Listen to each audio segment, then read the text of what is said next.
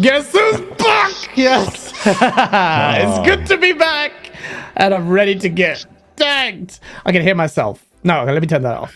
Thank you so much for joining us. It's going to be an epic go live. Last week you didn't have me, so you had a very civil show. Very civil, I'm sure, organized. Everyone was having... Asa had a chance to speak. It was a great show. I watched it back, but I was out raving. I needed it, and Asa needed his time to shine because Asa is the OG. But thank you so much for joining us. Before we introduce the guests, I have to speak to my friend Asa. How are you? Was it okay? Was it okay without me? Did you miss me is the main question. Did you miss me? Did I miss you? I'm going to be honest, Gaz. I did a little bit. There's a lot to do otherwise. So I know, surprise answer you weren't expecting. Yeah, I missed you that I little bit. wasn't expecting that. But yeah, so good to get back into another normal one where I can sit back, get drunk, and listen to you all argue about console stuff. You know, the funny thing is, right? He's the one who drinks on the show. I've got green tea. That says it all. What the hell was that noise? Yeah, there's probably there was like a horn outside of my Oh yeah, that sounded like bloody Megatron just had an orgasm outside your house. That was weird. That was weird.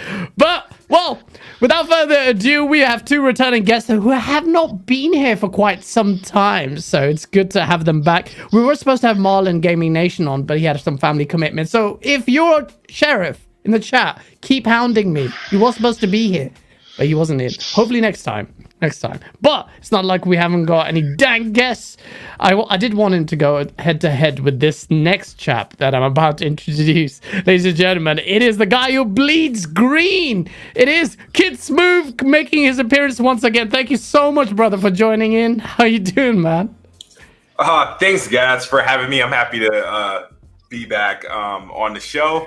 Looking forward to a lot of the talking points. I'm pretty sure it's going to be a really good episode, but I'm happy to be here. Yeah, man. It's going to be a great topic episode. It's going to be a great episode because you're here. And I'm going to pick your brains a little bit. I was going to play off you and Marlon against each other, but I'll take the Marlon role in this episode. Let's see how that turns out. And then we've got the Dodge Knights. You always have a go at me if we're not inviting you after a long time, but I thought, let me regulate this and get you on here. But now you sound like you've got COVID-20. What's wrong with you, bro? You feeling all right? I'm just a bit run down, but you reached out earlier. I said, yeah, I was happy to do it, but as the time went on, it's just got worse and worse. But that's all right. Listen. Xbox are on fire at the minute, so it's never a problem talking about Xbox when they're doing well. Yeah. You bet you love it. Wait, Mo Kwama was on this show and he had COVID. So you can never back out. Never back out. Hoggy, Channy, thank you so much for the $2 super chat already. He says the sauce is back. Yes, thank you so much. We're going to get sauced up. But before we do that, I have to give a shout out to our website, GameOnDaily.com. Please check it out. GameOnDaily.store for our merch. You can buy this, you can buy the sauce, you can buy all that and get clocked in our drip. Press the button. Oh, Ace has pressed it. Look at that. Look at that dank little intro animation. Tell me what to do. Shout out to Gamers Watch. Shout out to Cole Eastwood, Hoggy, Ashtray, everyone in the chat. Isla doing the dank moderating. We're going to get straight into it. So, you may have seen my source video where I was going a little bit mental because I had to. Forza Horizon 5 shut up so many players and now it is doing some bits right now. In my video, I said 6 million players. By the time that video ended, it was 7 million players. Who knows? By the time this podcast ends, it will be 8 million players. It's something to behold. Just a racer, they said. Kids Move, I want to talk to you about it. One, have you played Forza? Please say yes. If you haven't, I'm going to boot you out. I didn't get to play Forza yet. It's just this is in my backlog. So hopefully I'll play it like later in the week. Of course I played Forza. I've been playing the game for like the last 13 and a half days. So Wicked. I've just been enjoying my time with that game, man. I sound horrible every time I say this because it's now been a running joke, but it's a game of the year contender. Yeah, why not? No, the reason why I say it's a running joke because I've said that about like the last 5 games. I see. But as far it's I just hope, man, that they get their due, and we know that Forza Horizon, the series, as it's with each release, it's gotten better. It's now I can say it's more popular than the mainline game. But even though it was getting like great scores over the like years and stuff, it still didn't have that respect like that. That didn't have the players. It wasn't selling too crazy. It'll sell great, but not too crazy. But it didn't have that like respect. It would be like, oh well, it's Forza. It's the best racing game, whatever. Yeah. And I feel like with this release, it was like, yo, this is their coming out party. Like now they're finally getting they get the meta score and the player and the respect all at the same time. And now can be respected for being just an incredible game. And that's why I'm extremely happy. It's a lot to talk about concerning this game because I'm expecting big things for this game at next month's Game Awards. And I got a question for you guys in regards to what should happen. Like, is it fair that, like, for example, I believe this game I don't think this game should be regulated to best sports game or best racing game. Yeah. I think this game has earned its right to be nominated for Game of the Year, and I don't want Forza to suffer from genreism. You know what I mean? Mate, that's a great point. And I'm 100% with you. So Colt in the chat, Colt likes to be nice, but he's also not so nice. He can take the gloves off a bit. Because on Twitter, Jeff Keighley and the Game Awards, they were like, happy anniversary PlayStation, but they didn't get where was the happy anniversary for the bloody 20 years of Xbox? Silence. But the point I'm making is that game shouldn't be a runner-up for Game of the Year, not genreism like you say, because that's what it does for some reason. And I had a brilliant chat with Colt on XNC with the chap at IGN. I'm talking about the very same thing. That what is it about races or Forza or just races in general that precludes it from being in the running for Game of the Year? We didn't know the answer to that question. Before I go double back to you, Dodge, because I want to ask you something specific about this. Asa, do you have an idea of why, historically or culturally, this game, or races in general, just seem to have a treatment that's different? I do actually have a theory on that, now that you mention it, which I've just come up with on the fly. We've talked about Game of the Year before, and it does very much depend on what that actually means. Like what is the award actually celebrating? And the thing that normally works against a big game like a Far Cry or an Assassin's Creed is that they get slated for not being innovative enough because they're iterations of previous series. Racing games, there's only so much you can do with racing. So that criticism is kind of natural. It's kind of course it's going to be like a racing game. It's a racing game that's going to do what racing games do. A Forza Horizon game is going to be the best of the bunch. Yeah. But it is a racing game. And this isn't me saying that I don't think Forza Horizon 5 should win it. So I've said before, when we've had many conversations about Death's Door and the like, for me, Game of the Year needs to be... There's two sides that I would measure a game on for that award. One is that it's either innovative or ambitious. So the planning, the concept of it. And the second is that they execute miraculously. They just deliver their vision perfectly. Forza Horizon 5 delivers more or less perfectly. It's not that innovative. It's a lot like Forza Horizon 4, it is. But it's massively ambitious. The stuff that they've put in there, absolutely, for me, is enough for that game to be, at the very least, nominated. I'd still give it to It Takes Two myself. But yeah, definitely should be a contender for me. Yeah, definitely. That's a good point. And Astro Gaming in the chat says it's like comedy movies don't win best movie awards. I guess that's like that. But there's a point of being iterative games. They're not evolutions or sort of doing anything different. Dodgy was sitting there quietly or bunged up.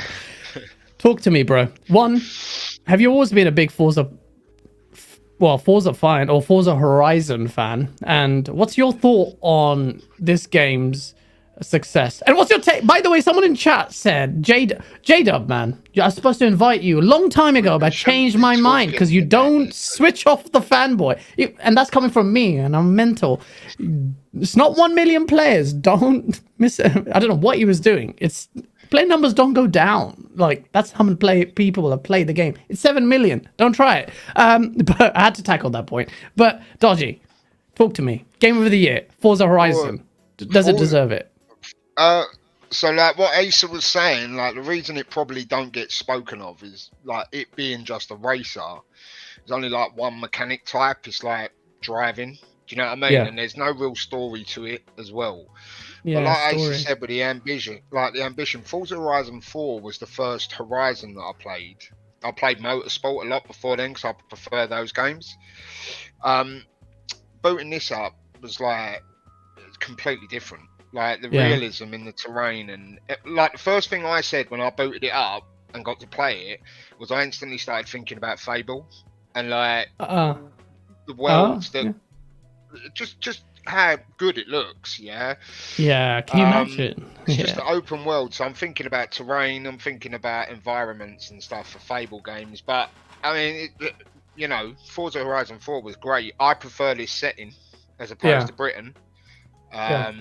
But yeah, it's just sick. It's amazing. It's just more of the same, which some people critique and think that's a bad thing.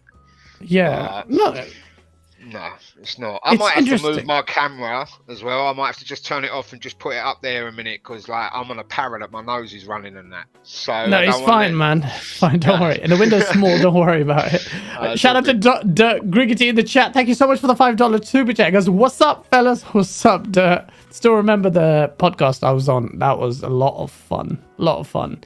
I think in terms of the game of the year conversation, Forza Horizon is changing things. And people are now actively saying, no, come on. This game is so good. It needs to be up in the running for it. So if Jeff Keighley or the Game Awards, which I find quite interesting that the Game Awards... So I was in party chat with Cole, Rand, and Dealer, and then we were talking about Game of the Year. I was like, I wonder if it will get the nomination for the Game of the Year Awards. I'm like, which awards are you talking about? There are a multitude of them. But they were like, of course, the Game Awards, the Keighley's, because that's the status it has now attained. So shout out to Keighley as much as we rib into him for his Giuseppe's that didn't look good on his... I'm playing.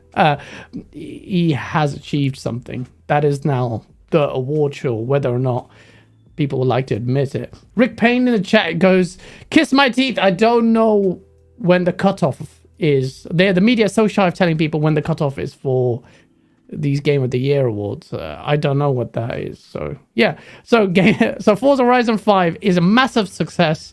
There were some debates. I think Asa, you were talking about this while I was absent, getting plazered. Was this whole point about Ultra, the Ultimate Edition giving early release, so it's not day and date on Xbox. So we won't do a retread of that, but people will need to start to expect that, better or worse, as something Xbox will do after, 2 million or something before? That's a lot of money, man. People want to play that game. That's actually, it's not a retread. I had a chat on RDX with Dealer about that, but we didn't actually talk about it here. What do you think of that on the charging for early access or whatever it may be, the day one on Game Pass? Is it day one conversation? Well, first of all, you are getting a lot more than early access with that Ultimate Edition. It actually is good value for money for if you're a big Forza fan. So you're getting a lot of content in there. But say, for instance, that wasn't the case and you did get early access. People are pissed because day and date on Game Pass becomes maybe a misrepresentation or a lie. I cannot understand. Well, I understand it, but I just cannot agree with that. I think that's people being really spoiled just for people playing a premium for early release. I mean, this has been surely something that has been, as far as I remember, parcel of the industry for some time now, no? So why is that so suddenly? Because of the day and date tagline, people are getting annoyed? Nah. At the same time, you have to think about it. People are saying Game Pass is so good, it's unsustainable. At the same time, then you're gonna critique Microsoft for giving the option for players to pay more to play a few days early when they try to hike up the price of gold. Because really, in my opinion, Microsoft are desperate to go ahead and start monetizing on this. There are, pretty high costs involved with Game Pass. I don't see an issue. People cry about that. It's like, you're so ungrateful, is my general attitude to it. Maybe you have something different on that point. No. I pretty much agree. I mean, if they came out and said, Game Pass, you get all of these Xbox first-party games, but all the studio games, they come out day 4, Game Pass would still be phenomenal, right? Like, yeah, everyone would be celebrating that just fine. I get that people are a little bit peeved by the marketing line, the day one thing, because it's fair. You can't argue, like, you're not getting it day one if other people are getting it before day one. I get that. Well, But wait. You get there. What's he saying? It's semantics and terminology, right? You are getting it on the general release, which is just not a term that people are particularly familiar with. If you look at the release date of that game on any database of games, it's going to be the general release date. So you are getting it on that day one. And you do have to expect, and this is something that people are going to have to adjust to, is almost every game that comes to Game Pass from a Microsoft studio, they are going to be looking to monetize it beyond that subscription price as well. Like it or not. That's just, I can't think of a game that Microsoft have released over recent years that didn't have further monetization, which some people would level as a criticism or a concern. And it's one that I think is worth keeping an eye on. But we'll see what one of these studios do before going after them with pitchforks. Kid Smooth, you were about to jump in. Because the thing is that this situation has been going on for quite a while. A lot of publishers adapted it. Ubisoft, Activision, EA in some cases, and Microsoft. Forza Horizon 3 was the first one to do the early release with Premium Edition. Gears 4 did it. And at that point, there was no option at that point as far as Game Pass to get in early. You either had to buy it or just wait for Game Pass. And I know with Forza Horizon 4, you definitely have to wait for Game Pass if you want to play day one, or you paid $100 for the Premium Edition. And I think in Call of Duty's marketing for it was like the Day Zero edition when they were doing it. I pretty much, just to follow up with that, is that it's the day one doesn't change if they release it early behind a premium edition. Like, that. So that's what my argument is that is like, for example, right now, Game Pass members get to play Battlefield up until it actually releases. What does that count as? Like, because once it releases, we'll lose access unless we buy it. But is it day one, or is it just a part of our package? I don't know how to categorize that because it's technically not out. Yeah. No, but you don't have to categorize it. It's really what it is. They're just an early release. That's what you're paying for. A premium to have the benefit of playing early. If you want it, it's still not day and date. Like Aces said, he kind of summed it up, and like you have, people are just making a meal of it. There's semantics involved, and people are just getting hung up on it. I think just most Xbox fans don't care, but I have seen some people complain. I'm just thinking, oh, for God's sake, really, that's it. It's not the end of the world. Right. Devil's advocate though, when you are waiting on that Game Pass edition, and you see everybody else celebrating all over social media, you do have that fear of missing out. And you don't want to see that. The FOMO, yeah. And you don't want to see that used against you all the time. I mean, that's a personal problem for the people that can't wait 4 days, right? But it is a real thing that people are struggling with. So when they're getting all... I get most of the people that are complaining have no interest in Game Pass at all, and they're complaining because they want to spin a negative narrative. But there are going to be people out there that just want to play the game and don't want to have to drop £40 because that's not what they thought they were getting with Game Pass. 4 days is not the end of the world. I'm not massively advocating against it, but I kind of understand the personal feelings people have when they just see how great the game is and that everybody else has it and they don't. Yeah, no, I understand. What about you, Dodger? You were about to say something. I just like... So what was the official release date of the game? Not entirely sure. November 9th. Yeah, Tuesday. 9th, yeah. So the game came to Game Pass day and date, the date that they stated. Yeah, so they didn't lie. Ubisoft, with like Assassin's Creed and everything else, everyone still pays for that game. No one ever bitches when you buy the super duper edition of that game Mm-hmm. that they're playing it a bit earlier. Yeah. Microsoft, if you're a Game Pass subscriber, you get that game in your sub. Yeah. So theoretically, aside from your month subscription, it's not actually costing you anything. Then they give you the option to pay, what was it, like 35 quid over here, wasn't it? Yeah. 40. 30 But not just, yeah. But at the end of the day, that's optional. If you're really keen to want to get on, I know what your Ace is saying about fear of missing out, but then on one side you've got fear of missing out, but then you're not actually paying for the game anyway. So you wait 4 days. Yeah. It's in your sub, boom, you're in. Yeah. This is what makes it. A lot of stuff behind that paywall probably would have been the 4-day early access, and maybe a car pack. So what you really, do you know what I mean? You're not, if you weigh it up properly, you're not really losing out on a lot by not getting it. And if you're really keen to get it. People crying about it is like, this is part and parcel of social media today. Is people just fucking making a big deal out of nothing. Like, going on for ages is fine. Yeah, that's my opinion. Yeah. No, well, I think chat is more or less also on the same page. Shout out to Zorka in the chat. I think we covered this last week, or you did, Asa, and it just seems a little bit like people are arguing over semantics.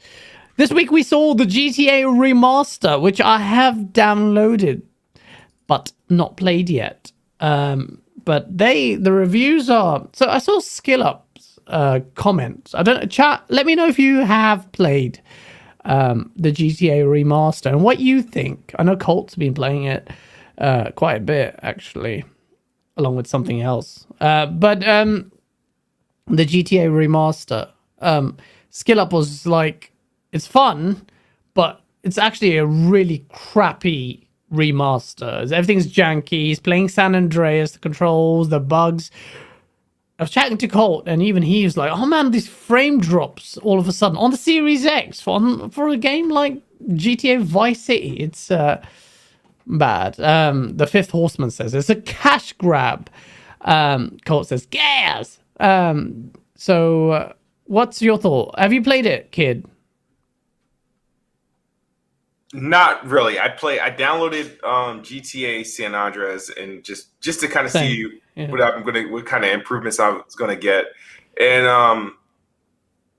I thought I don't know, it didn't look good to me, but from what I've seen already, because people obviously downloaded it before I have, between GTA 3 and GTA Vice City, I still couldn't get over the fact that there was a performance mode and resolution mode option.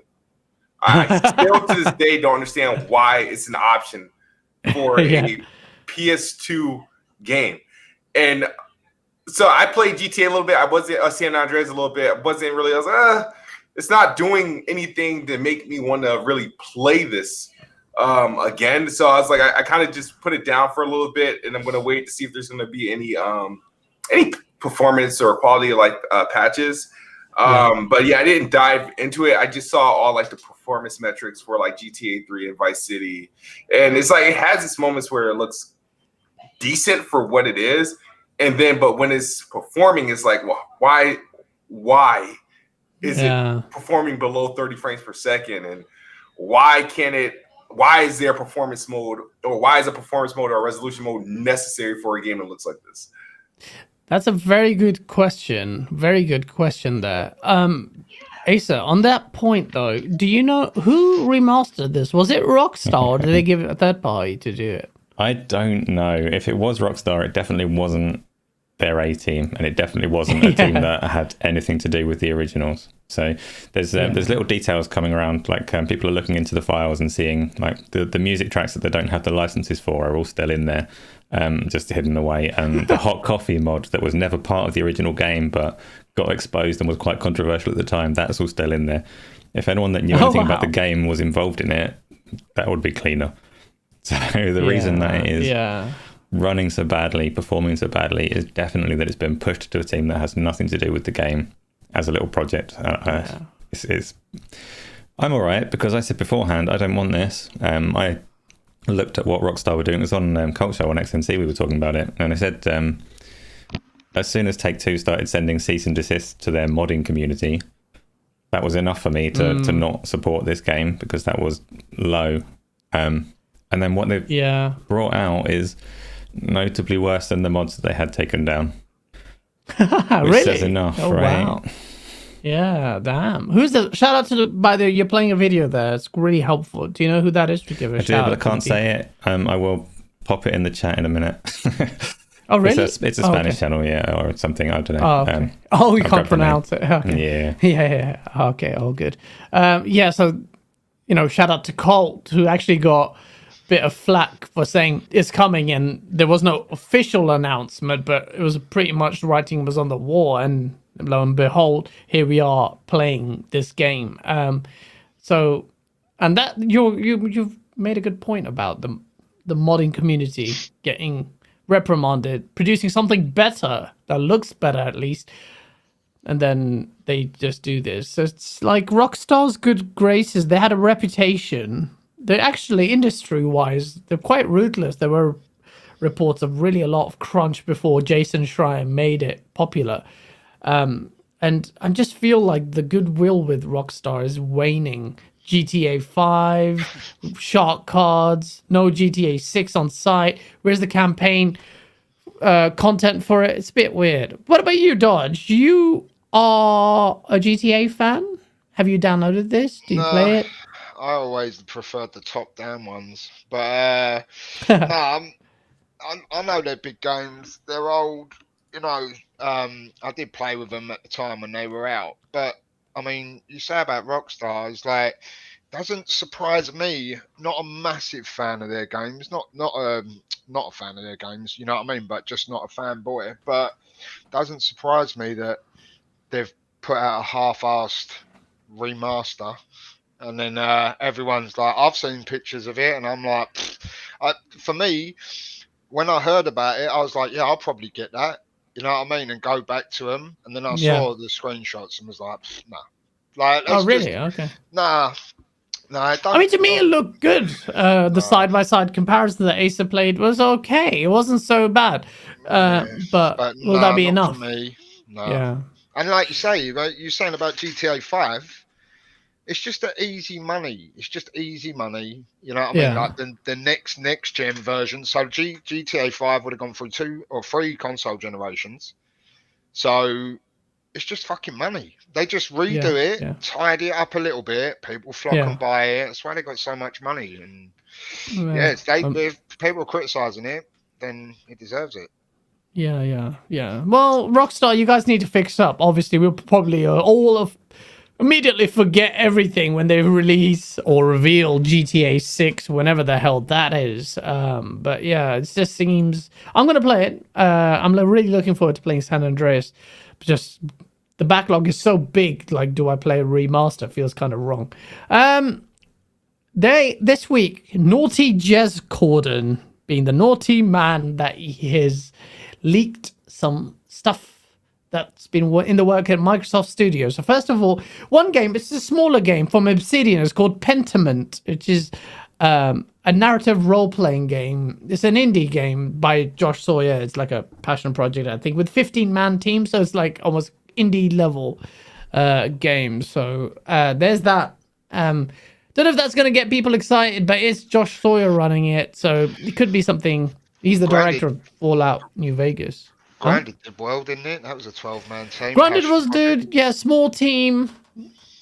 Didn't shake up the world, but it's still something that screams to the variety of experiences that Xbox has. So it's good. And Obsidian have working on Avowed and something else. So, check that out.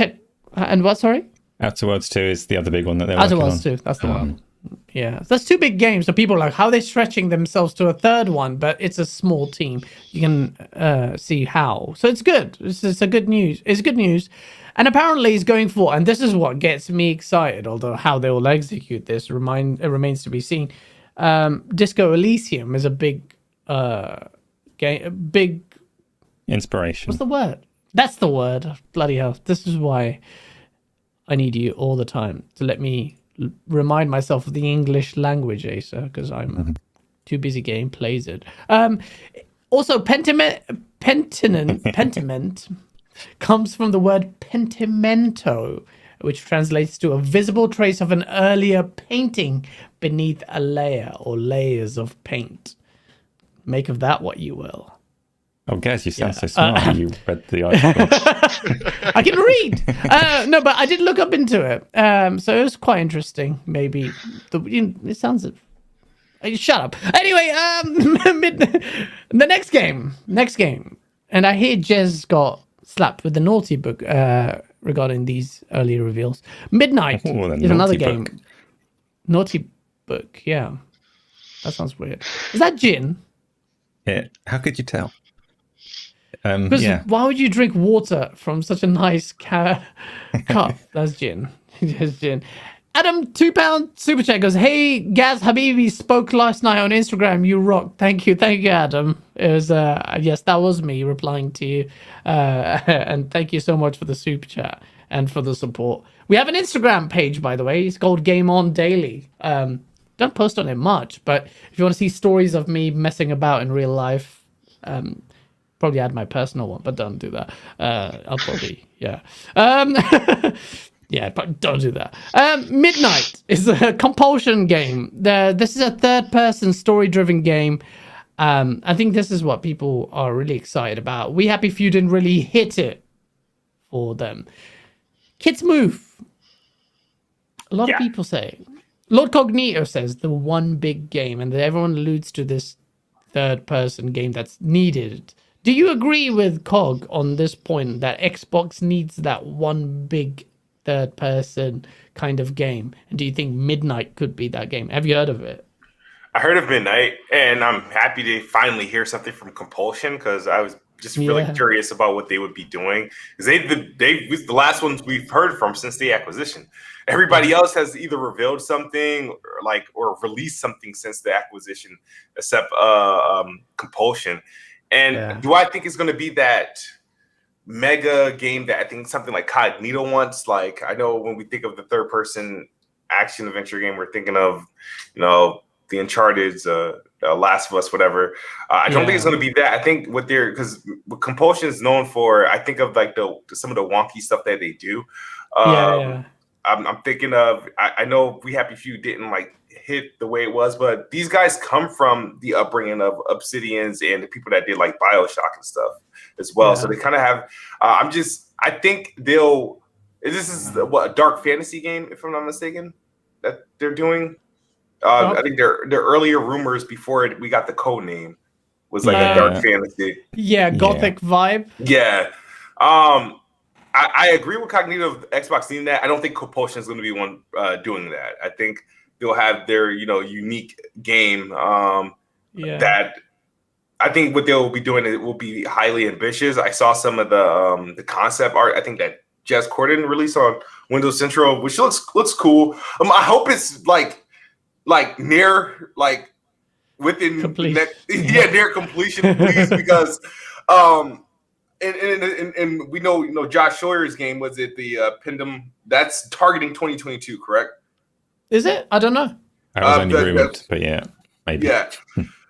But I can't wait to see it. I suppose they'll probably show that at probably E3. I feel like when they start doing these rumors and we start getting concepts and stuff, we're probably going to see the concept of it fairly soon. So I wish I could say more on it. I just don't know what it is. Compulsion. Oh, we got a small sample size from We Happy Few, and what's that game? Contrast that they did. Contrast. It was which is on Xbox now, and it's still not on Game Pass. So. Oh, interesting. Why? I wonder why. Yeah, self-published, so it should be on Game Pass. Yeah, that's weird. Maybe it's not that much interest, but no one's making much noise about it apart from you. I didn't even know it existed, so maybe that says quite a bit. I do want to see these games soon, and all this concept talk and new IPs. That's fine, but how far and away from release are there? It's a good question. It's a good point. I'm kind of getting tired of all talking about it, and I need to see something. We haven't seen much, man. Yeah, it's hard to go off of just project names. Project this, Project Indigo, Project Sky. I don't know. Like, it's like, okay, great. What do I do with that? Like, yeah. Dodgy. Yes. You let me jump in before, because I'm happy that you said you're tired of it, because that's my position and I thought I'd be alone. That was going to be my position with well, you've jumped in. Yeah, I'm jumping in. You can have your say in a second. With no disrespect to Jez, like he's doing his job and he's doing it well, right? But I don't care about these things much. Like I've been following the gaming industry for a long time, and these really early leaks just say to me, every studio is working on a thing. There's studios that make games and they're making games, and until we get a lot further down the line, I really don't take much more from it than that. So yeah, I agree with that. What about you, Dodgy? I think you were saying the same thing. It's exactly the same as Asa. Like, I'm an X-bot, as you call me, like a big one. I want to hear about things, but I don't want to hear about it. I want to see things. You know what I mean? Even concept art doesn't do that much to me. It's like everyone, there's project this, there's project that. Oh, it turns out this is going to be an RPG. I don't care. Like, show me something that's going to make me be interested. I'm not interested in the concept, you know? So Claymod in the chat says he likes to see concept art. And the genre, though, so some people get excited. Concept art is fine, but like, you know, like a tease like Typhoon, it was like Project Typhoon, then the whole community's going, what is it like, it's a concept, and then we see Contraband in the end. So it's like, I'd rather just wait, do you know what I mean, and then get a reveal, you know. Yeah.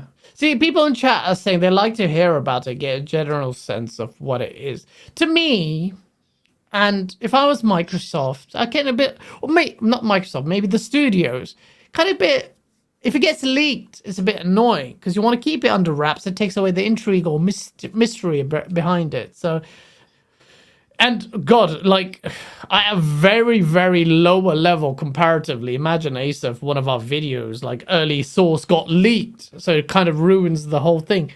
On a game level, that would be so destroying to me. But I just while we're on that though, because these are specifically come from Jez Corden, right? These last leaks that we're talking about, and he is actually, he's quite what's the word? He doesn't mayonnaise-y. He's quite mayonnaise-y. He loves his mayonnaise, and there's not much else to say about it. No, he doesn't. He tries to hold some things back, right? He tries to respect the studios when he's leaking these things. So like, much as I'm not particularly interested in the speculating and all the rest of it, he is quite deliberate with what he does and doesn't share. That's really good of him. Studios, rather than giving every detail that he has as soon as he's got it. So respect him for that. But like I say, it's not.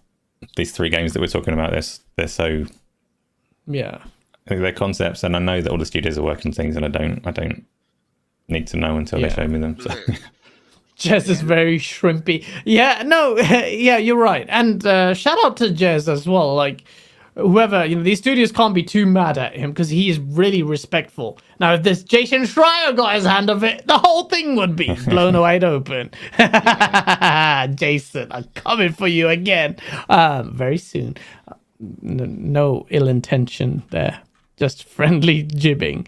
We'll move on from because I know how much you love the speculative chat. You're an Xbox 2, Xbox era. That's all you guys talk about. What's coming? And I'm there with you. But unless you get the gameplay, don't push for your surprise being ruined. I want to see the games. Like Smooth says, I want to see the games. Adam, thank you so much for the £2 super chat. Compulsion, great world building, bad gameplay though. Thing is, we Happy Few had a lot of hype for it. The art style and intrigue was there, and it just fell flat. I haven't played it, but I'm just going by general consensus.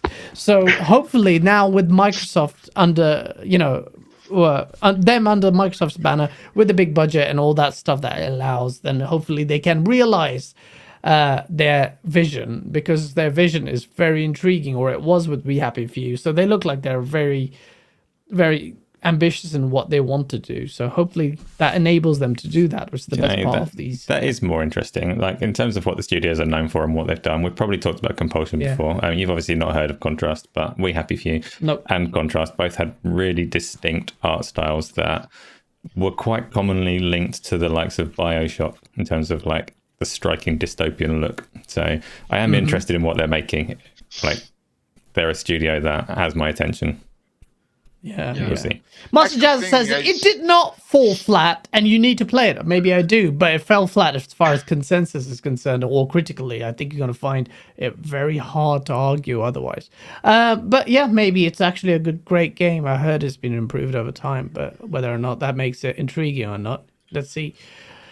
But yeah, they are. It is. You're right, Asa. It's got a really nice art style, so that's why people are really intrigued about seeing what this studio can do. Moving on from the speculative chat, although we will get into the Xbox 20th anniversary and what that will reveal. Maybe I know some things. Maybe I don't. Battlefield 2042 impressions. Battlefield 2042 is out. Early release for people who have got Game Pass Ultimate. They can play that. I've got an early copy as well, and we're waiting for EA to send the full press copy so Asa can get into his tech analysis and break his back doing those. And Asa, you've got a Forza Horizon tech analysis that was supposed to come out earlier, but your mic troubles, which I heard on Dealer's show. Shout out to Dealer as well. But it's coming tomorrow. Monday? When do you want to release it? I don't know. It's there. It's done. It's ready. It'll be there as soon as YouTube finishes crunching on it. Okay. Yeah. Well, let's. We'll get that out there. Please do check it out. We work really hard on our videos, so please do share that out. We break our backs for you, and we will break it even more because we love doing what we do. But Battlefield 2042, I played it. And very quickly, I was in party chat with Colt, and Colt's playing a really good game, but I can't talk about it. But what I'm playing is Battlefield 2042, and it's so good. I'll be honest with you. So you know how critical I was of it, off the beta, and I was a bit concerned about the bugs. Came across some. I only played a couple of games, by the way, or one or two. Well, but I will work on a video and play that quite a bit. But that game looks amazing. I think it's really good. I think some people are complaining about it. I'll reserve full judgment on it. But visually, it looks stunning. It really does. And it performs quite smoothly and far away from what I experienced with the beta. For me, it was just buggy as hell. So maybe there's scope there. But some people are complaining quite a bit. Buddy Kane, who makes our incredible montage, by the way, for the 20th anniversary. Shout out to my homie Kane. He wasn't happy with it. Smooth, have you played this game? I actually have not. I after the beta, but now that you're saying it's different from the beta, I was just like, all right, I don't plan on getting Call of Duty, don't plan on getting Battlefield. Halo's my game, so but it's in Game Pass right now, so I'm gonna I'll probably download it, but I have not played anything outside of the beta for this game. Yeah. You said it performed smooth? Because I knew that was a concern. It was smooth, kid smooth level smoothness with the gameplay. It was really good. Considering what was happening on screen, I found it very smooth. Based off a couple of games, though, reserve final judgment on that, so massive disclaimer there. But I was really happy, and if you caught our earlier shows, I was really not pleased with the performance of it, to the point where I was concerned about the ultimate performance of the final game, which, again, big disclaimer, I'm not saying it's not buggy, but when I played it, I was like, oh man, this is smooth. Graphics are amazing on the map that I was playing, like next gen level. This looked great. Obviously iterative because it's very close to Battlefield 4, but the scope of it was good. So if you play the beta and you were like, just like me, I was like, whatever. Played it, I was like, oh, and I was just instantly hooked, and it was like, this game looked amazing. So yeah, controls are weird, but in terms of what are you playing on, Gus? Series X. It's really nice. It's really nice. So yeah, do check it out, Smooth. Do check it out, chat. Let me know if you've managed to play it. Hey, so what PCC setup you got? He's from the future. You can tell him in chat. What? Or you can tell him now. What's your PCC No, setup? I'm not. You can come and ask afterwards on my Twitch channel, and I'll talk all about my stuff, but we don't need to go into what I've got right now. I played Battlefield today. Have you? Yeah. Oh, you didn't play it yet? No, I played the beta and had a similar experience to you. The bugs were ridiculous, and I didn't get anywhere with that, and was quite concerned for the release of the game. I thought we're probably going to talk about Battlefield today, so I'll have a quick look at it before we start talking. I only played... It gives you a little like instructional tutorial bit when you first install it. Yeah. I did that. I quit that. Yeah. I didn't. I needed it. Like I don't really know what I'm doing, so it's quite helpful. I need it. And then I went into one game. I did one game, and I didn't really encounter any bugs, which is completely different to the experience that I had in the beta. And I'm definitely not saying this game doesn't have bugs, right? I'm sure they're in there. I'm sure if I play it a bit more, I'll find them. But the difference between when it was out for beta and now is massive, even if it does still have some. I did still find that I'm useless at it. I still run around and I'm like, and I shoot someone for like 5 minutes, and then I realized that actually it was like a chimney or something. I can't do it. Like I need Halo with the big outline, so I actually know what I'm shooting. But it is impressive to look at. It is impressive. So don't write it off based on the beta. This is actually a really good game. Or for my immediate playthrough, it was like, this is really slick. Dodgy, have you played it? I booted it up on the PC, funnily enough. A few hours ago. I didn't mind the beta that I played of it. It weren't perfect, do you know what I mean? But still, it's a beta. But not really played enough to put a proper verdict on it, so to speak. But I see there's a lot of people complaining about a lot of issues with it. I don't know, man. Like I say, it was smooth for me. It felt good, responsive, everything else. But I'm sure there's problems. It had like a cyberpunk feel to it. It felt like it was coming in really hot. Same with Vanguard, like Call of Duty. I mean, I'm worn out on Call of Duty anyway now, but like you'd still expect to see that everywhere in the community. But it's dead. So definitely. No, in terms of smooth, people are saying it's Halo all the way as far as first-person shooter is concerned in terms of the multiplayer arena. Mm-hmm. Do you think Battlefield will struggle against Halo? Yes, I think both Battlefield, Call of Duty this year will all struggle against Halo for a couple of reasons. And I feel like the betas of each of these games were the telling signs. So I think Halo was the only one with like a perfect beta as far as performance wise. Like anything bugs and stuff that we found in Halo was relatively minor. As far as the accessibility to a game like Halo, where it's going to be free. Call of Duty costs for current gen, it's a $70 game, same as Battlefield, are both $70 games, and they're both coming in fairly hot. I mean, Call of Duty currently having all sorts of performance issues that we just seen on like Digital Foundry today. I know Battlefield's been mixed, but one of my good friends on Planet Xbox, Dopest J, he's our PC guy, he's our Battlefield guy. He's been kind of like grumpy about the whole Battlefield situation, and that was his most anticipated game. So so I can really only go based off of what he says as far as performance, and he doesn't see himself playing it too much. But it's Battlefield. It's they got time. They're gonna fix it. But I do think, I honestly and I confidently says Halo runs away with players. I think it will be the go-to multiplayer this year. And if rumors are true, it's going to happen a lot sooner than later. So. I think it would be a prime candidate for that. So let's see.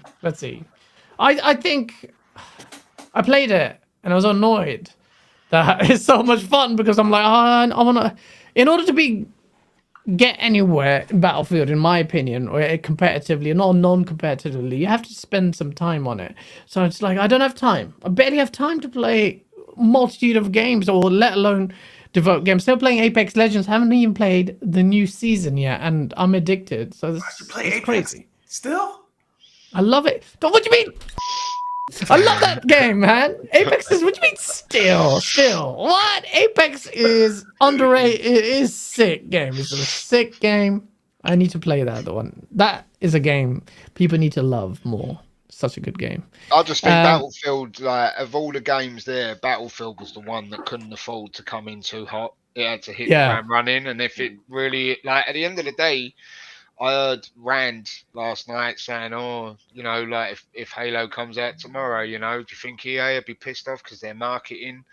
You know, I don't think Microsoft give a shit like about their. Well, EA probably do. DICE probably do. But what I'm saying is, as if Microsoft, they're going to want to capitalize on everything. If Battlefield is looking like dog shit and performing like dog shit, and Halo comes out and is flying, what? Oh no, sorry, we did a deal with them. Like, so we better hold our thing back. Like, they ain't gonna do that. Do you know what I mean? And they ain't gonna care. So I think Halo will benefit from the Call of Duty. Well, I mean, it's just not really spoken of. I think everyone's gonna benefit from Call of Duty not doing well, apart from this Activision. Is the time if Halo, like, if Halo wants to really, like, it's a big enough thing anyway. But if it really wants to go mega, free to play multiplayer. Game Pass numbers, everything. It's all lining up perfectly. It is. Everything's lining up perfectly. And now I will talk about what's happening with this multiplayer early release thing. I want to get some chat on the strategy here, if the rumors are true. Shout out to the 261 people. Watch it. Smash that like button.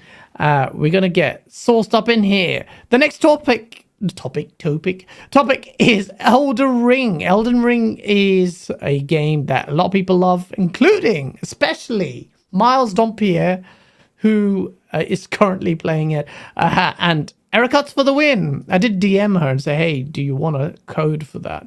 But she's probably got it. And she's a huge fan of it. He has got it. Elden Ring. Does she have a code for it? Yeah. She does? Okay, fine. I don't have a code for it. Okay. It's actually one of our friends giving it to her. You know who he is. But Elden Ring is going to get its network test. I'm really intrigued to see people's thoughts on it. The only Soulsborne game I've actually played, completed, is Bloodborne, which I loved, absolutely loved. I've got what's it called, Demon Souls, whatever, on PS5. Played quite a bit into it, but I need to get back into it until when Dodge comes over tomorrow to install my new OLED in the studio. Thank you so much. Providing I don't die overnight. But yeah. Oh yeah. You do a lateral flow test before you come around. And yeah, actually, I'm being serious. But the Elden Ring, Smooth. Are you a fan of Soulsborne games? Are you looking forward to Elden Ring? Are you into the network test? What are your thoughts on it? I got access to the network test, but I keep having a problem because I went there for first or second test at like 6 a.m. I couldn't make that. Like, these tests are like timed, so they're not like open. And I got it through GameShare because my friend Attic had got a code. They publicly denied me a code. They said they sent me the email telling me that I wasn't getting the code. My friend Attic got one. What did they say? You are not getting the code, Kid Smooth. Get the out of here. Yeah, it was something a little more polite, but I think a lot of people got the rejection email. But I saw them doing the round. Yeah. So it's not just you. Don't worry. Attic has access to it, so I downloaded it just in case, so I can meet the time. I haven't gotten a chance to play it because I know there's set times, so I gotta find whatever the next time it is to play, and I'll try it. I'm not believe it or not, I get challenged to play these games. I get challenged because I'm not a fan of these games. I can't do Dark Souls. I don't want to play no Demon Souls. But I know I've had no luck with games like Bloodborne and Sekiro, where I was actually successful in terms of having a playthrough. Like Rick Payne. So it's like I was like, maybe do I like? I don't know if Elden Ring if I'm actually ready for it, especially if it's more like Dark Souls. If it's more like Sekiro and Bloodborne, then I'm more interested into it. For those who play, maybe you can answer like the difficulty. This game looks more open than I remember their previous game, and it seems like it's more RPG heavy. So, am I able to take more damage, or is it still like, hey, don't get hit more than twice?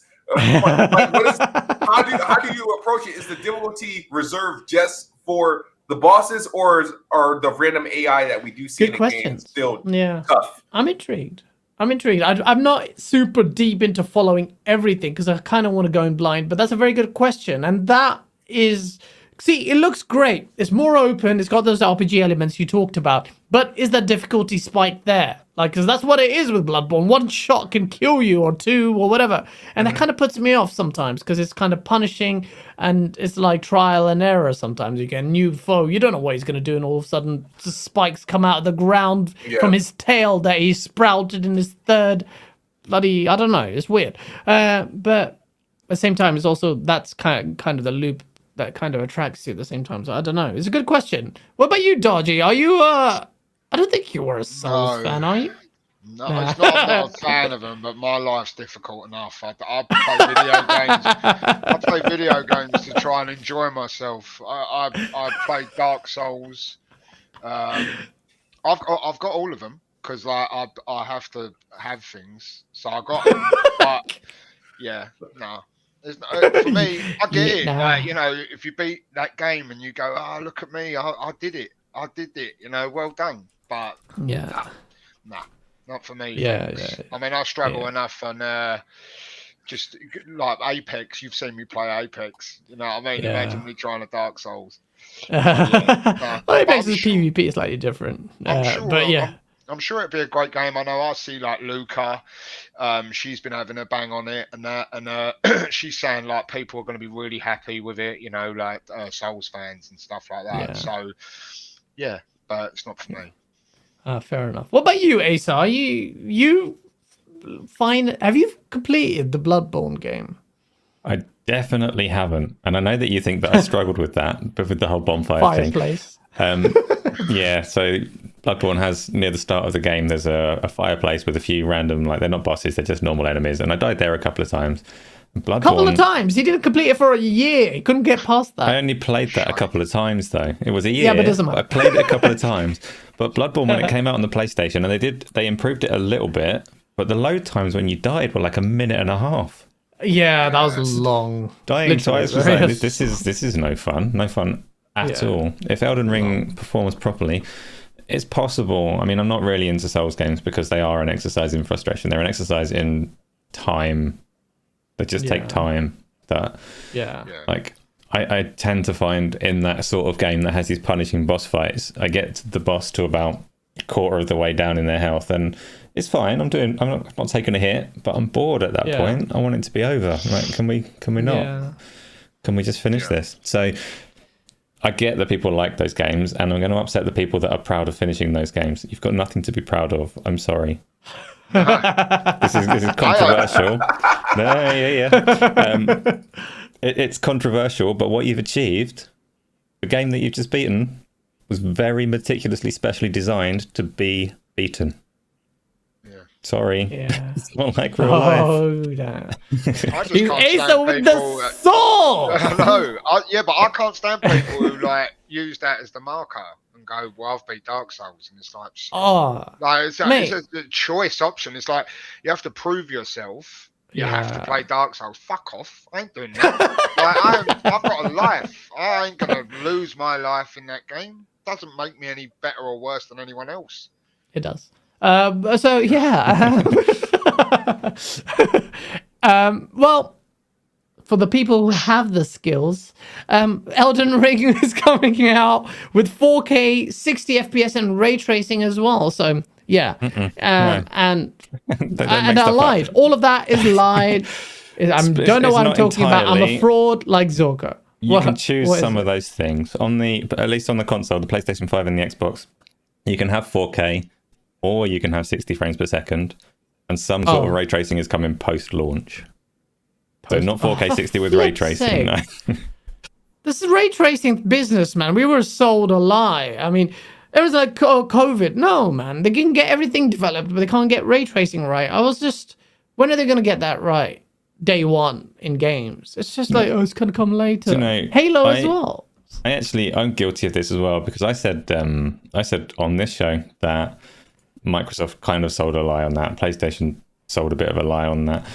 Microsoft were entirely transparent with what the console can do. People interpreted it wrong. So actually, I said we were sold this dream that you'd get 12 teraflops of rasterization performance for your normal graphics, and then the 13 teraflops equivalent for the ray tracing would just work alongside it, and everything would be, you could have it all at once. Not words that Microsoft actually said. All they did was show you what the hardware was, and people just ran away with it. So sorry, Microsoft, I was wrong to blame you for the messaging there. There was no messaging. You just said what the hardware was. Going on a frolic, yeah, fair enough. Fair enough. Guess they stayed mum, as you would if you're Xbox. Let them do the marketing for us because we're launching the console. Let them, we're not beholden, well, we are, but beholden to the narratives other people build. But yeah. What happened with the Xbox account, by the way? Twitter account died and they had to restart again. I think it was damage control to stop the Halo rumors. Oh, really? That's just my guess. I don't know. Oh, man. Oh, I was like, what? Something's happened there. You don't like 15 or 25 million followers and you lost them by... And then now you start from scratch back to like 9 or 10 or something. It's just crazy. Like, damn. I don't know how that happens. Well, yeah, let's see. We've got a momentous occasion for the Xbox 20th anniversary. It's a big deal, man. That's 2 decades, man. It's big. It's a big deal. So when I was on Culture on XNC, I was talking about what they would reveal. Before I talk about it, this is about you, guests. Smooth. That event is going to be big. We did a dank trailer. Shout out to Kane.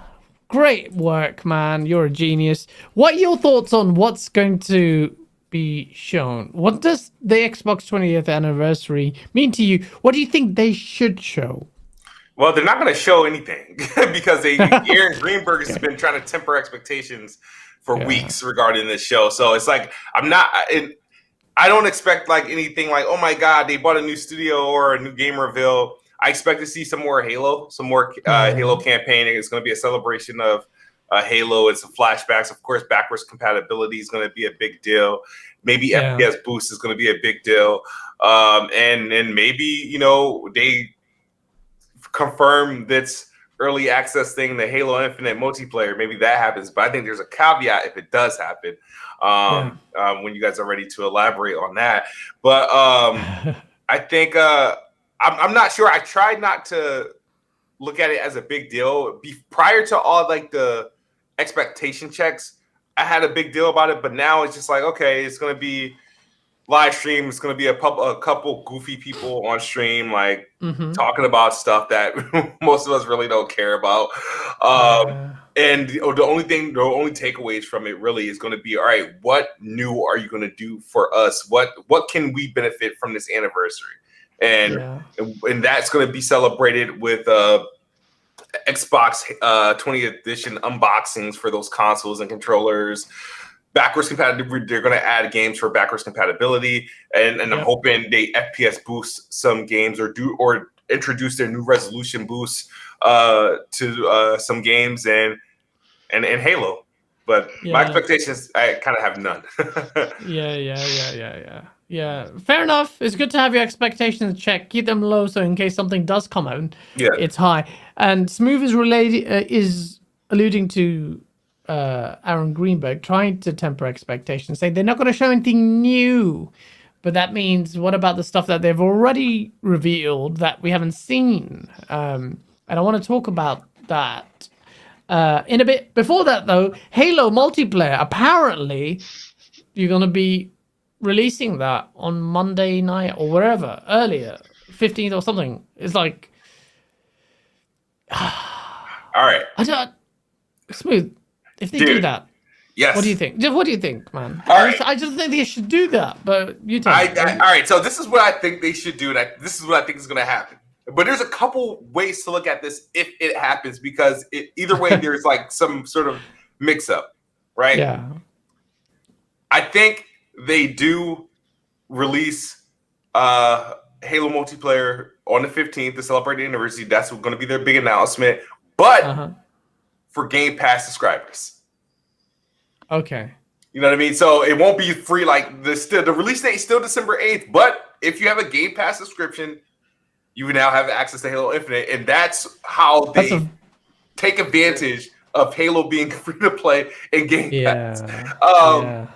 And That this will is, not go down well with PC gamers, surely. Or maybe do they have? A I'd reason say to Game do that? Pass and pre-orders.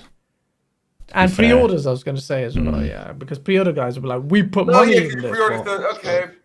And the other thing, the other scenario, a reason why it should release, because think about it, but this is where it gets weird, right? yeah. Because everything, the console releases the 15th, right? The controller releases the 15th. It tells you Halo Infinite's release date was probably supposed to be the 15th. Yeah, and it got delayed. But the problem is, right? It's moved. No. Halo Infinite's release was supposed to be last year. Oh, yeah, November 10th of last year. That's what it was supposed to be. But like when they delayed it, the new target had to have been November 15th, 2021. It had to have been because of everything surrounding it. But they said December 8th. And I think that was obviously because of the campaign. But then they made this promise, we will release campaign and multiplayer together. We won't delay one or the other. And I'm like, okay. But if you release the multiplayer on the 15th, now I know you essentially delayed the campaign to December 8th. That's a way to look at it, but I don't mind. If it's release, spoil me.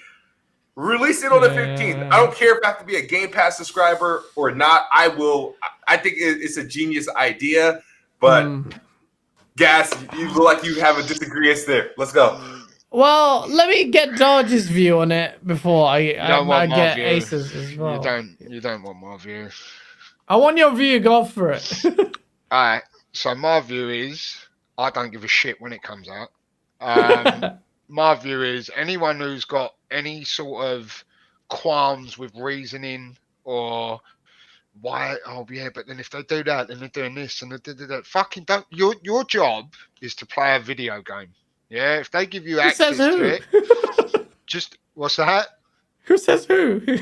No, I'm just saying, just the game's coming, just play it. Prepare for Source. I'm gonna come after him. Go finish your point. No, that was it. I didn't even like the Halo thing. If it comes, it comes. Sweet, I'll play it. If it don't come, sweet, I'll wait until it comes, and then it comes. But what's your point about people who don't agree with that? What were you saying? No, I'm saying about people who critiquing the ideas of Microsoft and their thinkings, and which I'm about to do. Is it really a good idea? Is it really a good idea? But does it really matter? You're going to play the game. Yes, it does, and I'll tell you why. Tell me why. I'll tell you why. You're a big Xbox fan. You want Xbox to do well. You were sharing those numbers for Forza. You were happy to see Xbox grow. Why wouldn't you be, right? What if Halo comes out, the multiplayer comes out early, journalists have time to spend time on and pick it apart? Because Halo, you've said this before, Halo gets judged by a different standard, gets raked through the coals by journalists. They have a double standard the way they apply that. Knowing that, you give them more time to be more picky, then what's going to happen? Now, Forza Horizon 5, 92 on Metacritic. A lot of the online doesn't work that well, actually. People are struggling. Now, imagine if the online only, they released that, and that was a problem. Would it get 92 at the end if you release the campaign 2 weeks later? I don't think so. And my point is, if Halo Infinite multiplayer gets released separately, and a month later you release the campaign, also mentally, as a journalist, they'll be like, all right, the hype is gone of the multiplayer, or it's been tempered, and now you're playing the campaign, and then you will be less inclined to give it the score you maybe if you got the full package, because that mentality plays in with the weighing in of scores. But I get it, but all you're saying is scores. But not just scores as well. Like, okay, and then this sets a precedent for gamers to get studios to do this, release bits like that. And then 1 month gap becomes 2 months gaps, it becomes 3 months gaps, it becomes 4 months gaps. There are problems there. Like the flag, and the problem with Halo is they were going to do a tiered release as they had that meeting. They've quite clearly said, hey, by the way, we had a board meeting with Bonnie Ross, Phil Spencer, all these guys sat in the table like, look, shit's going down to the fan. Should we release it like in bits? And then they went against it. Why? They were themselves not sure about it. So the idea of playing early is, And Halo is pretty much ready. Journalists have said that. It's ready. It's now. It's not coming in as hot as people think they think it is. It's a problem. It can be a problem. You don't care about review scores, but you do care about review scores, Dodge. You care about them. Don't even bullshit me. Don't even. That's just a complete falsehood you're just perpetuating here. And then there's a multitude of things about it. Then don't complain about bias next month. Don't complain about any review scores or any outlier reviewer saying things. Oh, why did they give it low scores? Don't do that. You've been going for ages. I'm going to talk to you now. So, food for thought, right? You're Microsoft, you're 343, and you're thinking all that stuff you just said, like, oh, journalists are going to pick our game apart and give it terrible review scores, whatever we do. How would you mitigate that? Or deliver a quality experience. So would good. Would you not try and get your community talking about the game? What do you mean? Drown out. So rather than relying on journalists that you think are going to give you a rough time, would you not want that game in the hands of the community so that they can spread positive word of mouth about how good your game is? Assuming the quality is there and they're supremely confident in that, then yes. If it's and a I'm bad not game, saying then they're screwed, don't right? do it, but and it's a bad game, you're screwed. Yeah. If it's a bad game, they're screwed either way. But if they've got a good game and they've got these concerns that you've just said are so serious, like they're going to lose all these review scores because everyone's going to pick Halo apart. Yeah. I mean, I'm listening to what you're saying and thinking, actually, if that's a serious concern, all the more reason to release it to the community, the enthusiast community, the Game Pass community. Yeah. That's a good point. That's a good point. Yeah. Because then you're kind of shifting the narrative away. There's a big seismic shift in the way the discourse happens. In fact, you're kind of seeing it with Forza. Put the power in, shift it into the gamers' hands. Yeah. But and whether or not that comparison, will all those happen. that have got a secret game right now, we don't know what that would be. Yeah, exactly. So maybe. I'm not saying it's completely wrong, but Dodge came at it as, if you're going to do that. No, but I'm just But saying, this is what other people do. That's how others don't want to I- entertain the notion of a dissenting opinion. And I'm saying, no. It's not our job just to play the game. You're talking to people who bloody comment. Yes, journalists entertain the in the notion States. of a dissenting but opinion. Go Dodge. I'm just saying, yeah, I would value a gamer, an actual gamer. I would value your opinion more than some fella who's wrote an article. Do you get me? There might be gamers So, too. like, what to Ace's point, yeah, if fellow gamers, yeah, are going, oh, this is the bollocks, I'm going to care more about that than some people behind their laptop going, oh, yeah, no, it weren't for me. I go, like, what? Do you know what I mean? Like, so there's pros and cons to the argument. I get yours and I get Ace's. There is. There you go. That's what I wanted you to say. There's I've pros got no and horse cons. in this race. All I'll say is this is the first Halo that I'm genuinely intrigued by. So it's doing something with me. So No, I'm not saying the game is going to be terrible. I'm hearing good things about it in the background. Really I think good there's an awesome opportunity here, right? Because if you think about it, right, there's Halo's multiplayer and Halo campaign. They're two separate apps. They essentially don't have to launch. They're going to be treated differently. One's accessible to all people. The others, you have to have Game Pass or you have to buy it, right? Yeah. The thing is what was holding Halo back anyway? Was it the campaign or was it the multiplayer?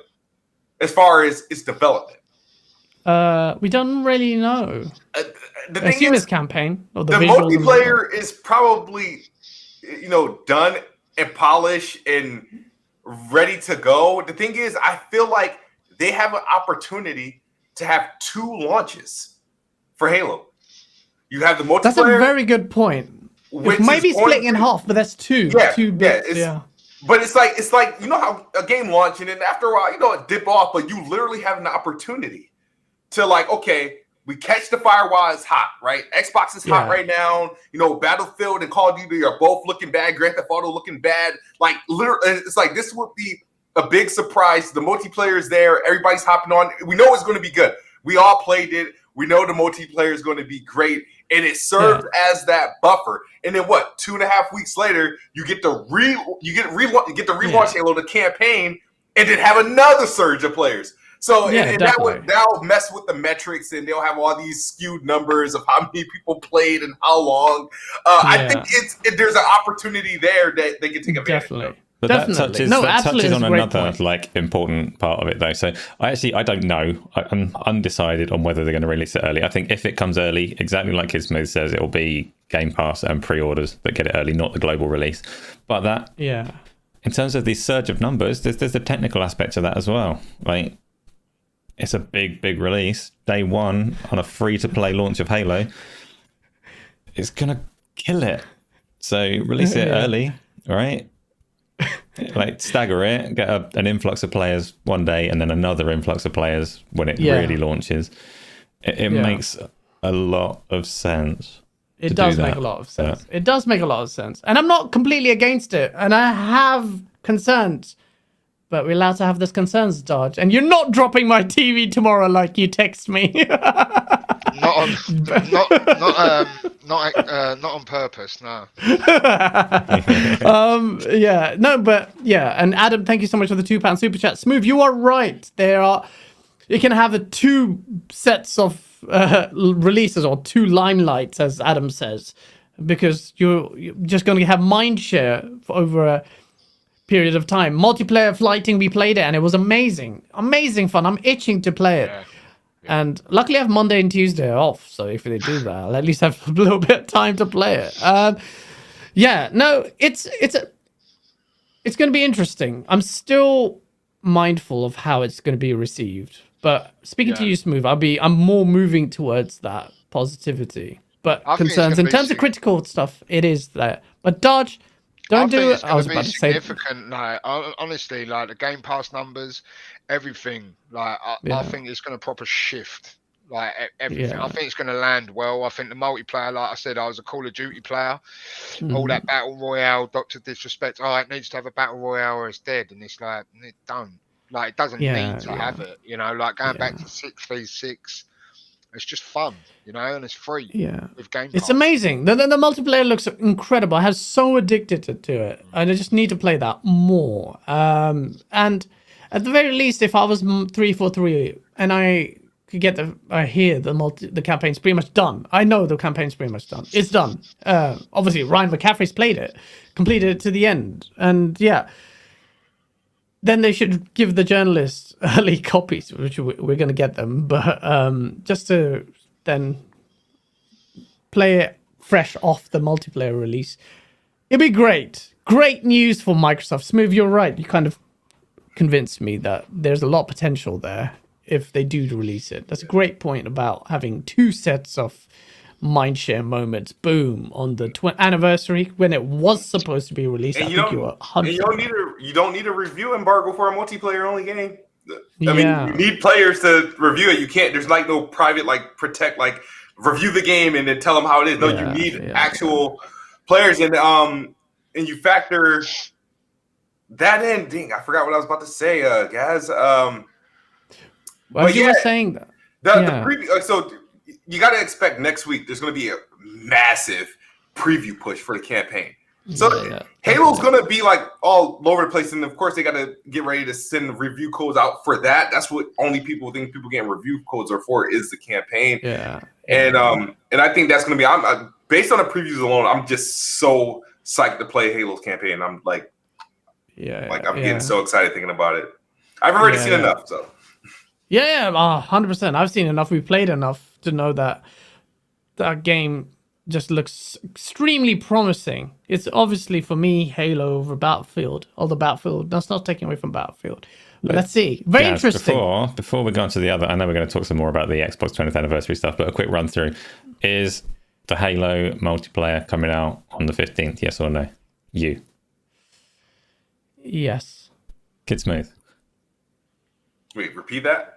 Is it coming out? Is there going to be some multiplayer launch on the 15th? Yes. Dodge? I don't care. I just went. I knew it was a Dodge response. Just say yes or no. Guess it. Yeah, I don't know. We'll just guess it. Yeah, we'll have it. We'll have that. Well, I'll say no then. Show. Well, you just got to be difficult. It's going to be difficult. Someone says beta in the chat more than release. I think they need to release the game. The multiplayer. It's its own beast, like Smooth is saying. So, yeah. So let's do that. And it's a good point about Dodge saying that finally get in the hands of people who he considers, or the internet or viewers may consider, actual fans than just basic journalists. Although fans aren't writing the reviews, or maybe they are nowadays. Depends on how people. Yeah, but we've seen double standards in reviews before anyway. One man praises one thing, and then a similar thing gets put in his hand, and he critiques it. You know, and like, Halo will get that double standard. How many times have you seen a journalist get called out by saying, "Oh, it's more of the same," which is great, and then the next article he does a game and he goes, "It's more of the same, bad." Like, and it's like, oh, I've seen that quite a few times. This is why I don't listen to. And also, reviewers. I will make a point though. There are a lot of people, damage control, that are journalists who do this, who have gone out on a limb to shoot down any dissenting opinion. I hate that, and that's great that me and Asa, running this news aggregation site, will monitor. Well, not monitor that. We allow everything, but we don't like. I get it. Source. We're Xbox fans. Blah blah. I'm an Xbox fan. Fine. But the dissenting opinion do not control what people can say or cannot say. I'm not talking. It's not anywhere you dodge. I'm talking about journalists who do that. You try to control what I say, though. I try. I will control you that TV tomorrow. But yeah. So I voted 15th of December, November. No, December. Don't really delay it. Halo again. Or actually, do delay it for co-op, but you won't listen to me. On that point, in terms of predictions, generally for the anniversary edition, I hear. Let me think of this. There are backwards compact games that are going to coming out smooth, like you said. There's leaks in their marketplaces starting to bring up Mad Shed. What was it that was getting updated? Max Payne. What was it? There was Gears, Fable, Sonic, Elder Scrolls, Fallout. All these Max Payne. Max Payne. Max Payne showed up on a store. It showed up on a store, which right now if you try to find it, you can't. But in a certain country, but quite a few backwards compatible games have been updated as of yesterday. But I'm not sure if they're actually live, because I tried to play Fable and I'm not sure what the difference was. Yeah. Well. Imagine if Max Payne 3, I was going to do a video on it, comes out and it has FPS boost. Imagine. So yeah, like with Luke Riley at IGN, we were speaking to XNC. Great show. Colt Holt's a great show. We were talking about the importance of legacy. This is an anniversary edition, so backward compat makes sense. But I do think they need to show more of the games that they've actually announced, because 20 years celebration, and in our montage, we purposely talked about future games. They need to show, I feel, unless the video game awards or wherever it is, they need to show something with Hellblade. Something with Perfect Dark. When are they going to show this? By the end of the year, they need to show that. They could, but they could do it at the VGAs, and also. And that's what the big one. Yeah. Well, the Xbox 20 event is like, you imagine how they plan these things out. When they get to the end, they want to sell Xbox to you. They want to go, and this is what you got to look forward to, like after the 20 years, and they may show something. Like I was just going to quickly take it back before the Halo thing. You asked Smooth what his predictions were for the event and stuff like that. We haven't heard nothing, as far as I'm concerned. And that's how I like it. It'd be refreshing for a change to get to Monday and not really know anything, like Bethesda's ZeniMax acquisition, and then when the event starts, you find it all out then, because I think it impacts more when you find out that way. If you already half know what's coming at E3, then when it does get revealed, it's like, oh wow, yeah, look, there it is, but we knew it was coming. Whereas if you don't, and this is the other end of it, like with regards to people like Jez, who does hold a lot of stuff back. He doesn't but there's people out there who it's like a race to, I'm going to spill the beans first, and it just takes it away from you, the surprise factor. So I feel like they're keeping a right tight lid on this on purpose. I won't go frolic and say that they will definitely reveal something, but I'm with you. I don't like the leaks. I like the surprise and spectacle of these shows when they do have something to show. So hopefully we'll find out. Halo MP is going to be the big one, though. It's going to be a big one if that happens. I'm excited. I'm a lot more excited. Well, I was just excited by the notion of playing it, but Smooth, you made... Whoa! I just seen the ticker says Acer sucks at stealth. What you talking about? What you talking about? I don't suck at it. I don't enjoy it. That's outrageous. You pasted it. I didn't read it. I'm going to have to check these in future. I'm going to have to check what you're putting up there. Yeah. Hope Sean the sheriff doesn't read it, but yeah. Yeah, if you do comment on the website, your name will appear in the ticker, by the way, and I'll make fun of you. But yeah, sorry, Asa. Oh, that's a billion. Yeah, so this event, I'm expecting, like everybody else, back compat is going to be the main thing that actually drops, I would think. And what I'm hoping for, do you remember I did a look at the Series X back compat and the auto HDR and things like that a while ago, still on the channel. The weakness in back compat at the moment in the Xbox library is the first 3 years of the Xbox One. So Xbox currently do a really good job of Xbox 360 games and OG Xbox games of boosting that resolution and making them look the best they can possibly be. They do a really good job since the Xbox One X came out, because the Xbox One X versions of games lend themselves perfectly to just a doubling of frame rate, and then they look fantastic, right? So some of the One X games hold up today just fine. But the first 3 years of the Xbox One, where everything was a pared down version of what you had on the PlayStation 4, it's a 3 year gap, and that's what I hope they address. And they have been working on, we know they've been working on like AI upscaling and things like that. Perfect time to drop it and say, look what it can do for this part of the catalog. So Rise, Son of Rome now looks like this. Boom. Asa, don't do this to me. Don't do this hype, please. Don't get me this freaking hype, because they once upon a time showed Digital Foundry Gears Ultimate Edition running at 4K 60, and it's not optimized. It's still 1080p 60. But a question to you, and I'll let you, and I'll stop interrupting. But you just gave me like a digital erection. I'm sorry, but digital erection. If you think they come up with this, this update, could this feature be used in combination with FPS boost, or is it this or that? No, this is only what I'm hoping for, but I definitely hope that it had in combination with the FPS boost. Oh, that'd be insane. Please, that'd be insane. The source video when that happens, if that happens, it'll be mad. It'd be mad. Jigga J, thank you so much for the $5 super chat. Goes, imagine the source video if they debut Hellblade 2 gameplay at the VGAs and it kills. Oh, the pony tears, can't wait. We used to not use that word, pony. Asa hates it, but now it's part of the parcel. We said don't use it. It's like Xbox. You don't use it. Like auto-tune. I can't mute everyone, but you carry on too much and you'll be taking another week off.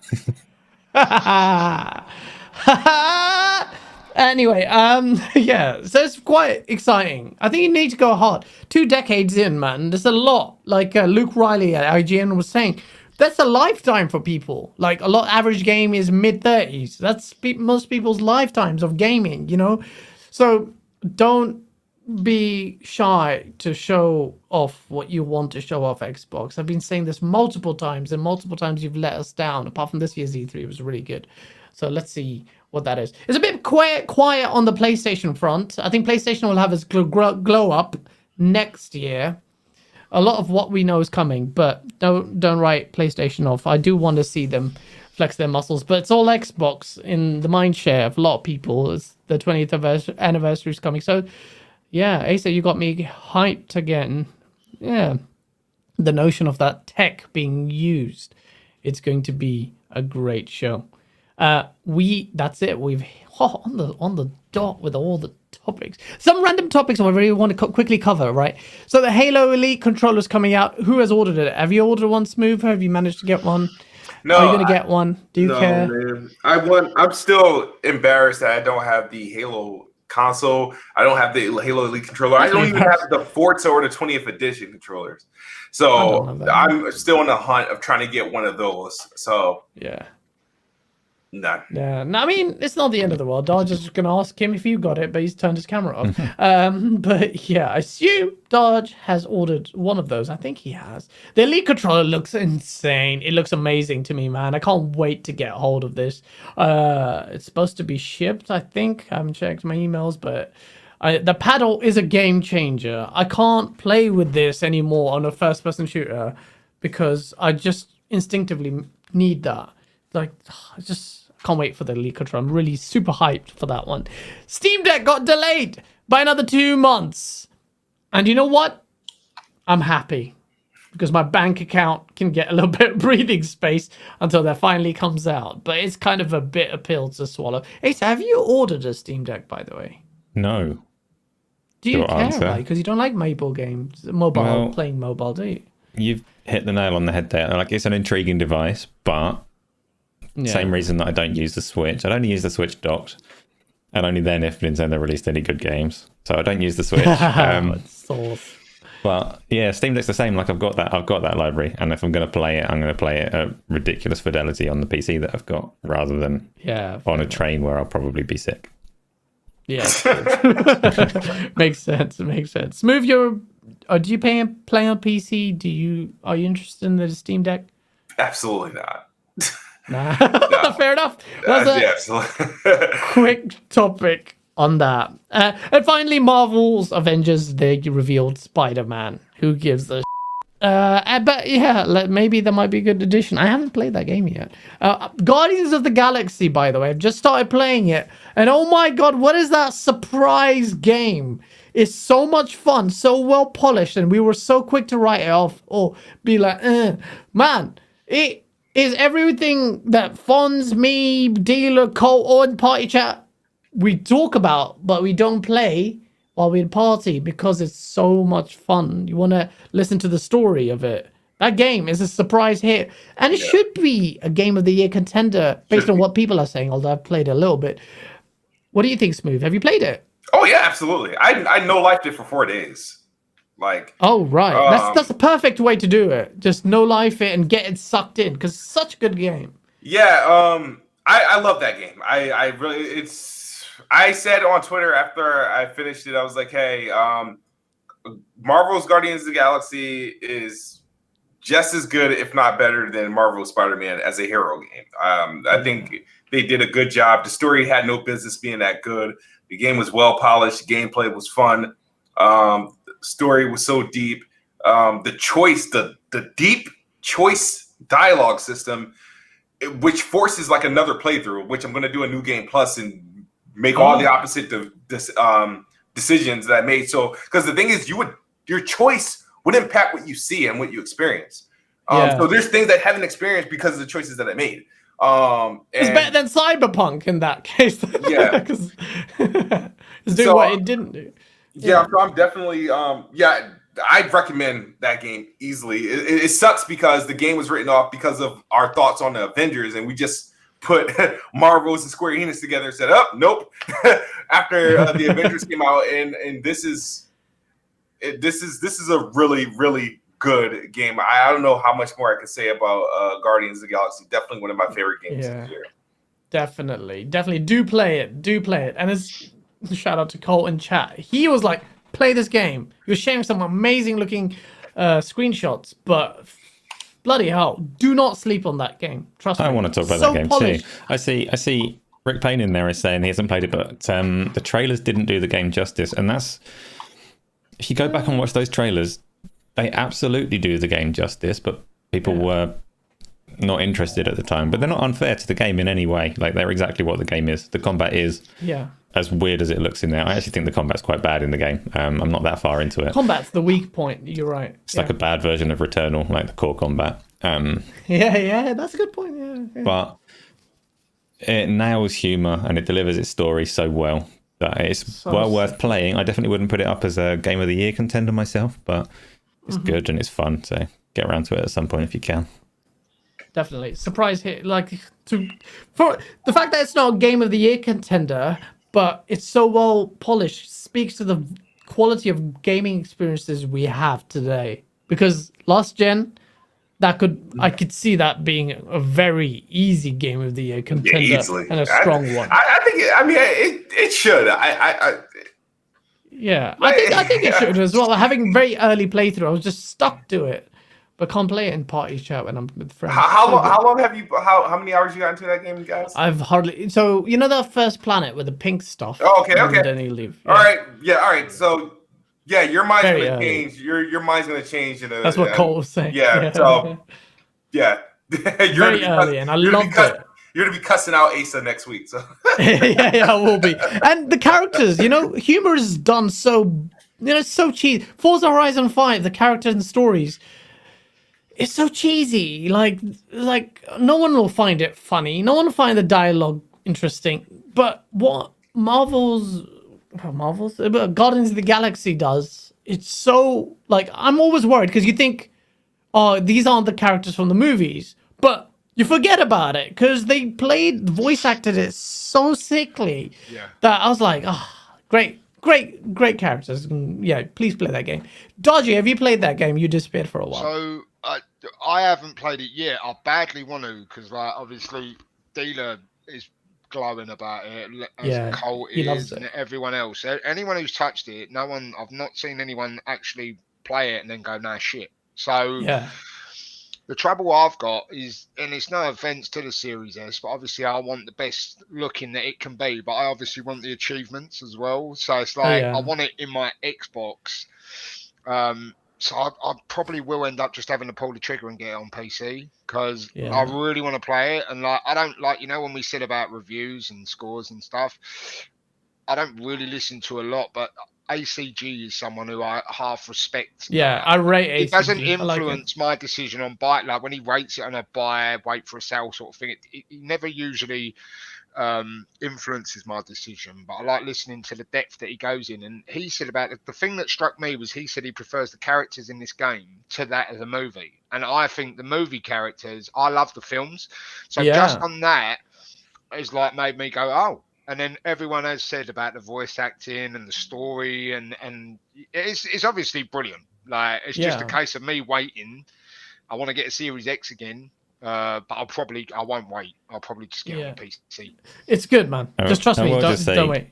Yeah, if you're sitting there thinking I enjoyed the films, tonally it's the same humor. It's delivered in the same way. If you enjoy the films, you'll enjoy the game.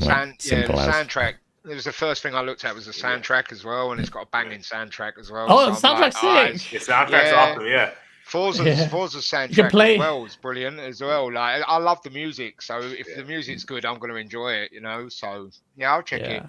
All I can keep hearing in my head is Drax, Peter Quill. Just going in my head. It's so good. And shout out to ACG. He's one of my more favorite reviewers when he's not wrong when he says, "Oh, it's an opinion, so it can't be wrong, right or wrong." But it's not far off when he says, in my opinion, that the characters are better here. In fact, I think I prefer them. And my very brief playthrough. Well, that's it, ladies and gentlemen. We had an incredible show, a very diverse topics, and we have an exciting. So next week on Saturday, we'll find out what our predictions were right or wrong. I'm sure we'll have a good time, and we have some excellent guests also lined up. But these guests killed it with the diverse opinions. Dodge is going to drop my TV tomorrow, and Smooth is good to have you after a very long time. But it's good. I know, man. To have you, and we're gonna have you on very soon, and I'm gonna have you on in the form that I wanted, with opponent to make things messy like we'd like on this show. But for the people that don't know who you are, I'm sure they do. Tell people where they can find you, and I hope you had a good time on the show. As always have a great time on this show, chatting with you and Asa. And Darge, Colt, better put me on X and C soon. I know, but no, you can follow me on Twitter at KidSmooth and on YouTube at KidSmooth.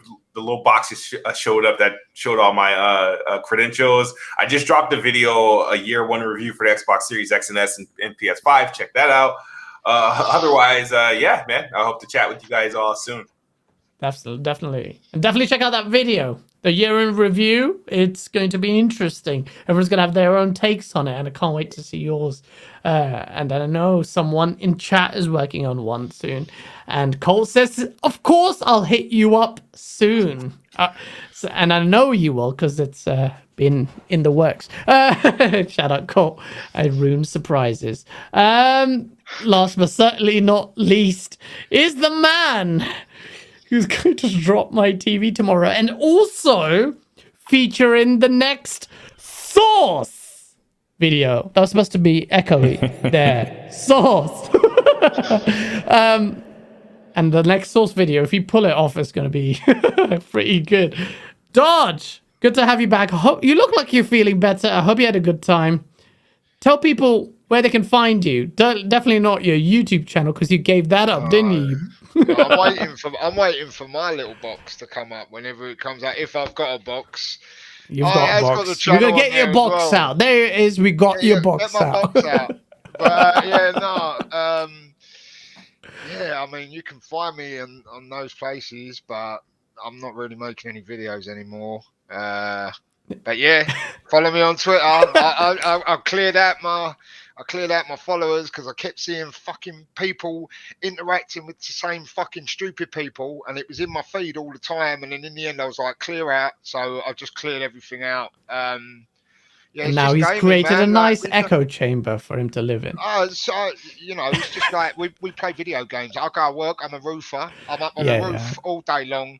I come home. I can't be watching that all the time. So yeah. Follow me if you're a big fan of West Ham United, because they're the best team in world football. And hot takes. If you like those, come check me out. Anyway, thanks for having me back on. And obviously, guys, if ever you're at a loose end, Daj will come. Yeah, absolutely. Bring this mug with him, though. Yeah, I will. And you'll see a lot more of Daj, like you did before in our Source videos, like the one where you pretend to be Jim Carrey as a PlayStation fanboy. Back in the good books. For how long remains to be seen. Until Halo comes out. Asa, it's good to be back, man. A week was a long time, but it's good to have to chat and chill with you, and hopefully we can make some saucy memes soon. What's happening with your streaming? Where can people find you? What are you going to reprimand me on? Why do you hate me? Talk to me. No reprimanding. You've done good. Good to have you back. Good to have Kid Smooth and Dodge on as well for good conversations. And everybody in chat, as always, it's great chat. So been reading as much of it as I can, respond as we can, but keep it up. I am always on Twitch every day, streaming. The worst one is Phasmophobia in virtual reality with a heart rate monitor. That's terrifying but fun. I might do a little bit of Battlefield after the show today, and different games all through the week, and obviously my YouTube channel for the HDR gameplay. So as a special treat for you guys this time, we're going to bring up your outro screen. The conversation doesn't normally flow that way, but guys, tell everybody what you're up to at the moment. Well, guys, can I just I don't like it actually. Go on, Dutch. Kids, sorry. I just wanted to say, I didn't say it was good talking to you, Kid Smooth. I just sat here and just completely forgot. But it was really good to talk to you as well. I know, I'm a cockney. I'm selfish. You know what I mean? I get caught up in myself. But no, it was really good to finally talk to you. So anyway, I'm done. Right, guys, you're big again. No. I'm big again. Mama, I'm famous. What am I doing? I'm making Source videos. I don't get to play games as much as I want to because I've got working and Source videos, and I've got a really ambitious Source video for tomorrow. Hopefully get the crew together for that. So do check it out. We have it. Gaz doesn't play games. Nobody should listen to it. Don't listen to him. And I play Apex Legends, which is the best game out there. Thank you. We will be watch the streaming space. Watch our Twitch. If you haven't following our Twitch, big things are coming. I promise. And I'm supposed to sit down with Asa and talk about it. So don't write that off because that Twitch channel has been neglected until now. please check out GameOnDaily.com. We have very ambitious goals for it, and it's going to be, I promise, something that you want to keep an eye out on. At least comment on it so you appear in the little news ticker where I will make fun of you, maybe, or say something nice. Please check out GameOnDaily.com. Please subscribe, share it out, and I'll see you next time on Game On Daily. Thank you so much. We love you all. Peace out. Bye.